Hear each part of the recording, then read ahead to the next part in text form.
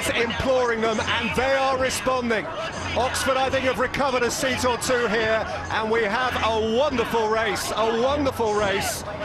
around past St Paul's School, and the beers and the cheers of that delicious row of Hammersmith pubs. They reached the 2-mile mark and beyond, and upcoming next to Chiswick-Gate. Oxford have seen the danger, they've responded. You heard Colin Grosjean calling for a major push. Their stroke rate went up to 38, 39 strokes per minute, while Cambridge were sagging down on 34 and 33 now. We may have seen Cambridge's best effort already. Let's get into the Cambridge boat now and see how Rebecca Dalbiggin is responding. Okay, on 34. I want to move to lift it one. Ready? Now.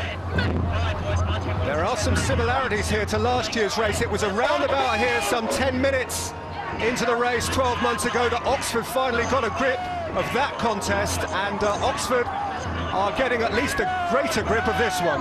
First signs of weakness in the Cambridge crew. Rebecca there was not as aggressive as her Oxford counterpart. You could see, or we heard, the Oxford Cox call for a big push, and my word, did his crew respond with a massive 20 strokes to take them from half a length down to half a length up. Rebecca needs to get a response out of her crew now, because remember, Cambridge have the inside of this bend for the next minute or a minute and a half, and then the bend's going to be in Oxford's favour.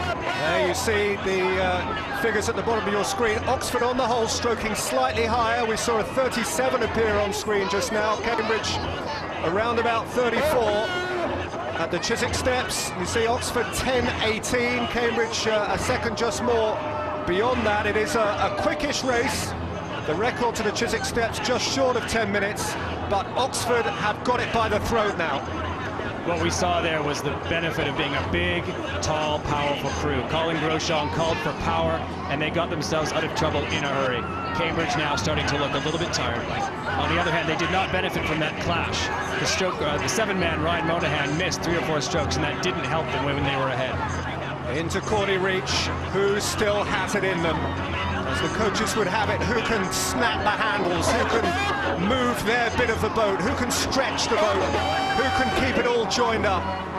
Oxford have just about taken a 1-length advantage on air now, trying to close the door. They're deliberately steering in front of Cambridge, so Cambridge get dirty water, and don't let Cambridge get the rhythm. The umpire is warning both crews, particularly Oxford, to move over. Yeah, because Cambridge are going to have to move now. If Oxford get warned and Cambridge come back into them, we could see another incident, another clash, and potential disqualification. Very few recover from behind at this stage. It requires immense mental strength to keep believing from second place now. It has been done, and done quite recently in the early years of the 21st century. But those guys in the Oxford boat not only have a lead, but they have the advantage of the final bend. And you can just see in their rhythm now, they've got the confidence of being ahead. They were big favourites coming to this race. Cambridge really rattled them, and Oxford started to misfire. Now they can see the opposition, yeah, the lungs are burning, the legs are on fire, but they've got the confidence of being in front and knowing that final bend is in their favour. The boat is running better. Cambridge will have to respond. We have to see that move within the next 3-4 minutes. And asked about his crew's ferocious regime through the winter, the coach of these men, the coach of Cambridge, Chris Nielsen, said, "What would you rather be doing? Imagine the sense of privilege. Be proud to sit in the Cambridge boat and row for your university and row as a part of history." But that privilege is looking frayed round the edges now. Everything is stacked in favour of the favourites, Oxford. Oxford really starting to relax into it. You see Antti Kushurin in the stroke seat there starting to enjoy it, giving his crew a great rhythm to follow. They're only going to extend this lead unless Cambridge really step on the gas. And of course the great psychological advantage for the leading crew is that, as painful as every stroke is now, they have the enemy in their sight. They can see it hurting for Cambridge. Whereas Cambridge, as we see them from the umpire's boat, all they can see is water and the likelihood of defeat. You can sense the proximity of the leading boat, but you cannot see the deficit. Only the Cox knows the full truth and the horror of that truth. What we can't underestimate is the amount of energy that these athletes have put in to get this far. Okay, Oxford are starting to look relaxed, starting to look like they're making it easy, but yeah, that push in the middle must have really taken out of them to actually make the boat speed improve that much over such a short period of time. That was a real physical push. Cambridge are going to have to dig deeper and deeper than they've ever done before to get back from here. And what's happening is Rebecca is trying to come inside Oxford and actually get the inside of the bend around Barnes Bridge, trying to cut the corner and take a chance. They have to take a chance. They would have to get lucky now, Cambridge. It is very much Oxford's to lose as they shoot the central span of Barnes Bridge and head towards the final furlong. Only 6 times in history, only once since the war, has the Barnes Bridge leader failed to win.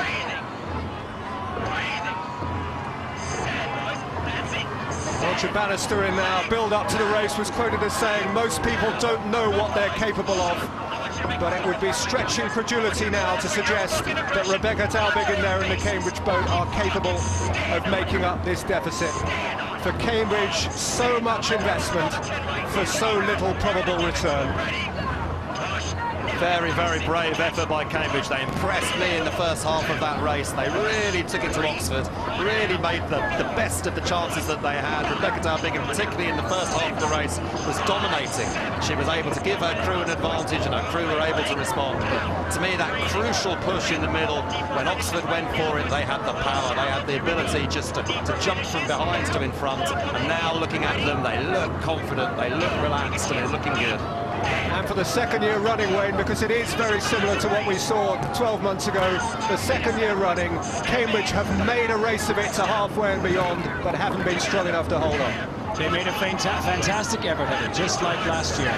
They threw all their cards on the table. They very nearly got a length clear, which is what they needed to do, but Oxford were too strong when the crucial moment came. And so, at Oxford, success continues to breed success. They have the knack.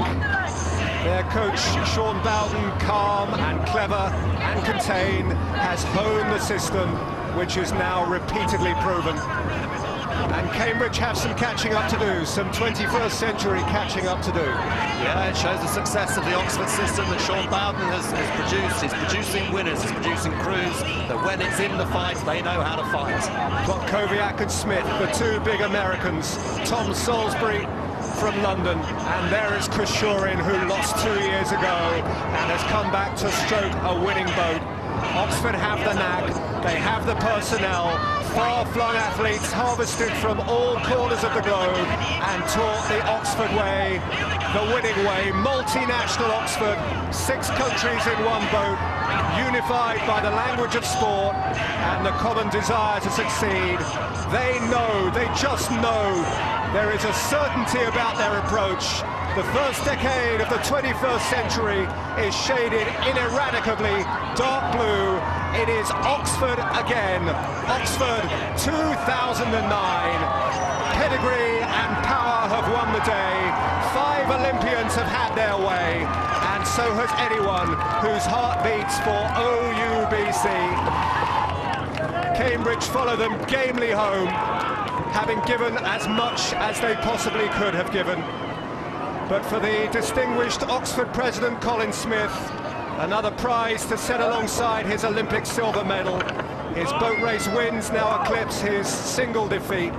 For the men at the extremes of the boat, Plotkowiak and Koshorin, extremes of emotion, beaten 2 years ago, returning now as winners.